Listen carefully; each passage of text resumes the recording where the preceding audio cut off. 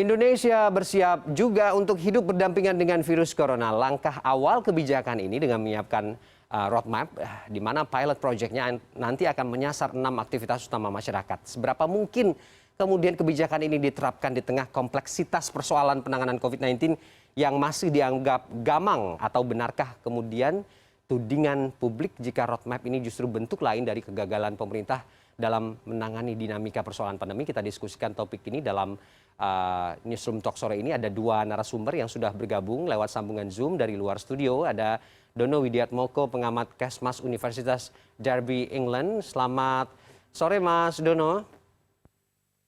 Selamat sore, Mas Ferdi. Ya, terima kasih sudah bergabung dengan kita. Dan juga ada Sony Haribe Harmadi, Kabid Perubahan Perilaku Satgas COVID-19. Selamat sore, Pak Sony. Selamat sore, Mas Ferdi. Ya, sehat-sehat ya Bapak-Bapak ya.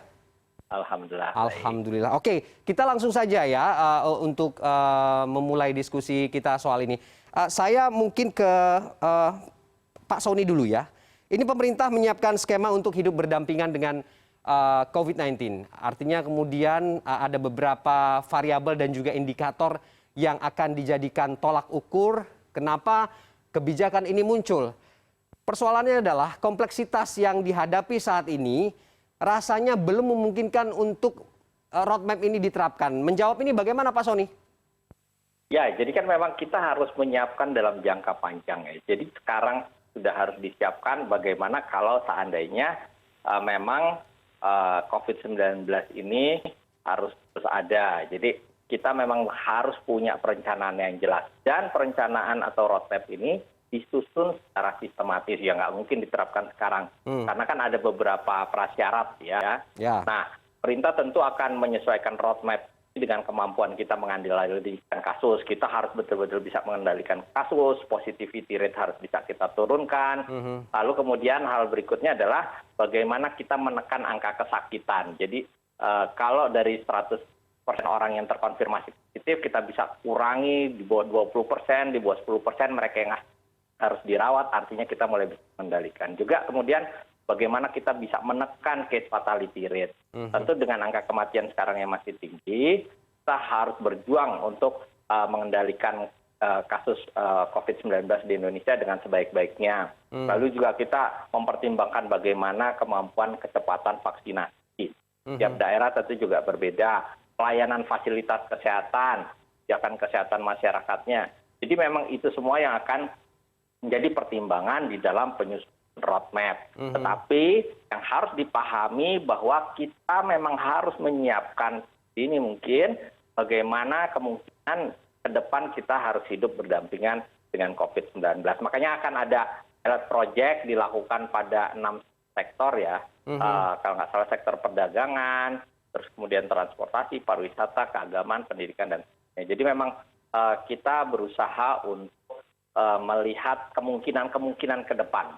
Ya, ada negara yang berpikir bahwa COVID-19 ini akan hilang, tetapi tidak sedikit juga negara yang berpikir bahwa kita harus hidup berdampingan dengan COVID-19. Oke, Pak Sony, artinya kemudian ini menjawab bahwa kebijakan ini bukan bentuk dari keputusasaan pemerintah sehingga kemudian bendera putih harus dikibarkan begitu, bukan ya? Oh bukan dong, bukan. Jelas kita harus menyiapkan semua skenario karena semua kemungkinan kan masih bisa terjadi. Dan kita nggak boleh mendadak nanti ujuk-ujuk ternyata kita harus hidup berdampingan dengan COVID dan kita belum punya roadmap-nya. Enggak. Jadi memang kita tetap berupaya. Bahkan di dalam PPKM level 4 ini kan arahan Presiden jelas. Testing ditingkatkan sampai 400.000, vaksinasi ditingkatkan sampai 2 juta per hari. Lalu kemudian kita tekan angka kematian dengan memindahkan orang-orang yang isolasi mandiri ke isolasi terpusat. Jadi kita tetap fokus pada penanganan COVID-19, apalagi kita masih menerapkan memperpanjang PPKM level 4 ini. Oke, narasi idealnya memang begitu Pak Sony ya, tapi kemudian di lapangan kita masih menumpukan ada hal-hal yang belum sesuai. Kita ke Pak Dono dulu. Pak Dono, kita tahu bahwa ornamen dalam sebuah roadmap ini kan cukup sistematis ya, tujuan akhirnya jelas begitu.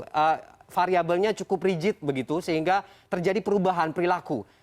Anda melihat tidak situasi yang kita alami atau yang kita hadapi saat ini bisa memungkinkan untuk menyiapkan roadmap itu walaupun Pak Sony mengatakan akan butuh waktu yang cukup lama? saya kira yang penting adalah keterbukaan dari rencana ini. Roadmap sangat diperlukan. Tentu saja kita perlu arahan kemana kita akan keluar dari pandemi ini, bagaimana rencana pemerintah. Tapi yang sangat diperlukan adalah mengkomunikasikannya kepada publik. Dasarnya apa? Apa strateginya? Tadi sudah dikemukakan Pak Sony, terima kasih, tentang causes, positivity rate, mobility, capacity rate, dan sebagainya. Hanya kayaknya banyak keputusan-keputusan tersebut yang nggak nyampe gitu, nyampe ke masyarakat, sehingga ujung-ujungnya kok ini kok kayak nggak ada banyak dilihat sebagai tidak berdasar, misalkan kok yang ini begini, dan lain sebagainya. Saya sih sepakat bahwa rencana ini harus ada, memang harus ada. Pemerintah harus punya sebuah arahan kemana kita keluarnya, bagaimana kita keluar dari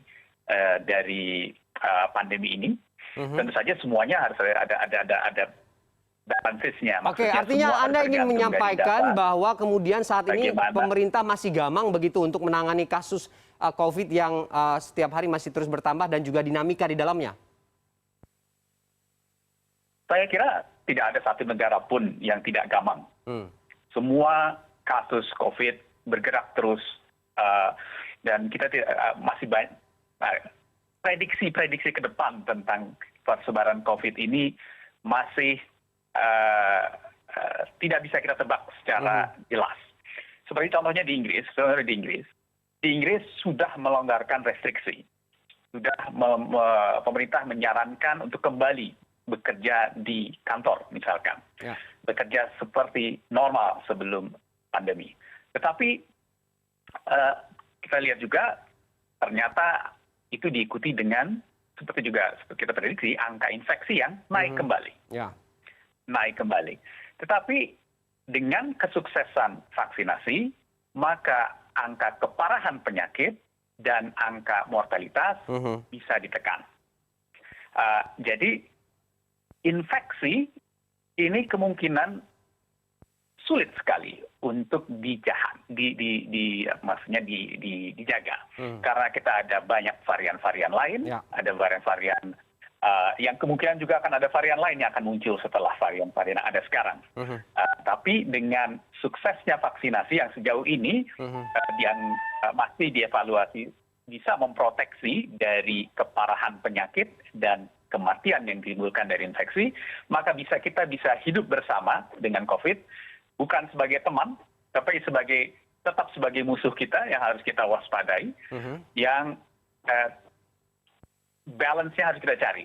Karena kita bisa hidup secara normal, tetapi jika dampaknya kemudian meningkat kembali, jika kemudian angka kematian atau angka orang yang merawat di rumah sakit kembali meningkat, maka harus ada strategi lain yang harus disiapkan oleh pemerintah. Oke, artinya kemudian turunannya dari kebijakan itu di mana menggunakan masker hanya di tempat-tempat tertentu saja seperti stasiun ataupun juga di tempat-tempat keramaian, ini belum bisa diterapkan. Wajib masker masih menjadi prioritas utama karena kita lihat bagaimana yang Anda sampaikan tadi, varian-varian dari virus ini juga masih terus ditemukan di tengah masyarakat. Konteks sebuah kebijakan tentu saja berbeda setiap negara dengan negara lain.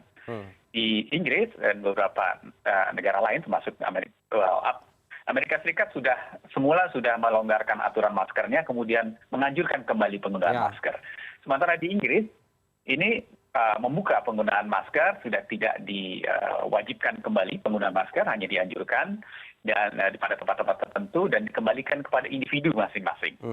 Jadi bagi contoh misalkan kalau kami sekarang ke masjid sudah buka, sudah juga secara normal, tapi masih disarankan penggunaan masker, dan kebanyakan individu, kebanyakan manusia sudah mafhum atau sudah sadar bahwa COVID ini bisa kita kalahkan dengan memutus mata rantai penularan antar manusia. Kita tahu penularan ini sudah 1,5 tahun kita belajar tentang COVID ini, penularan berasal dari airborne. Airborne bisa kita sebut dengan apa? Dengan memutus mata rantai penularan nafas atau cairan yang muncul dari nafas atau dari mulut kita dengan masker. Dan kalau ada yang sudah keluar, kita rajin cuci tangan, kita jaga jarak supaya tidak terjadi penularan dari satu manusia ke manusia lain. Dan itu saya kira pendidikan yang harus kita tegakkan terus, bahwa untuk memutuskan ini PPKM itu salah satu caranya. Cara yang paling utama adalah kalau di Indonesia disebut 3M atau 5M.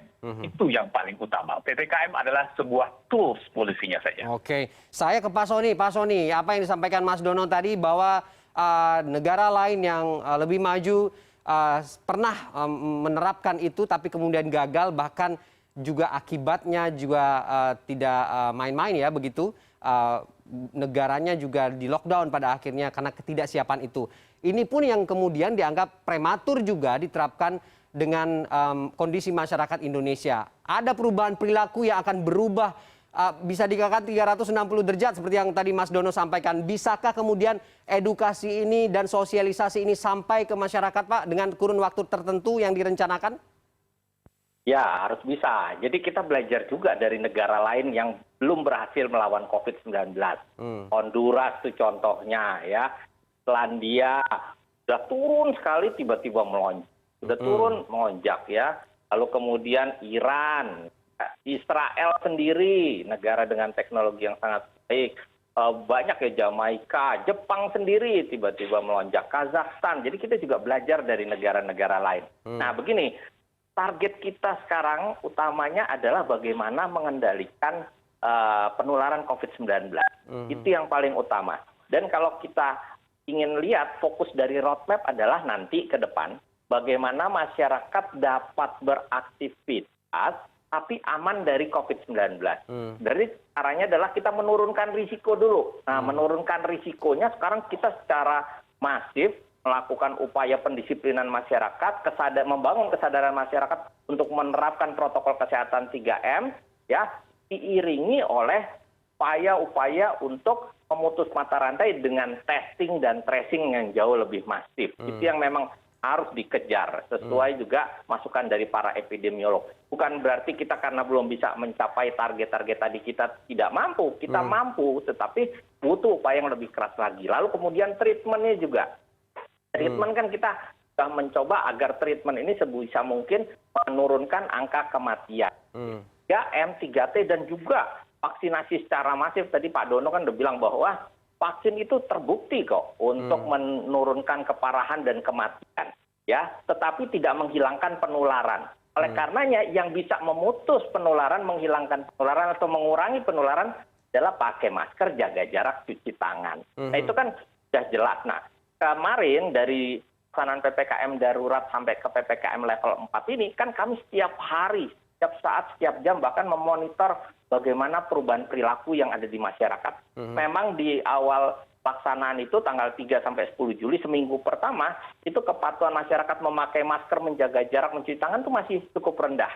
Cukup rendah. Tapi kita berupaya dengan menerjunkan duta perubahan perilaku di lapangan, kampanye secara masif, menggandeng ulama, menggandeng tokoh agama, dan seterusnya. Itu pelan-pelan naik, dan bahkan sekarang kenaikannya cukup signifikan. Bahkan Jakarta yang tadinya sempat di bawah angka 7 skor kepatuhannya 1 sampai 10, sekarang sudah di atas angka 8. Lalu kemudian beberapa daerah seperti Banten yang tadinya di bawah 6 bahkan sekarang sudah bisa angkanya atas 7. Jadi meningkat, membaik dari waktu ke waktu. Hanya saja kita butuh konsistensi.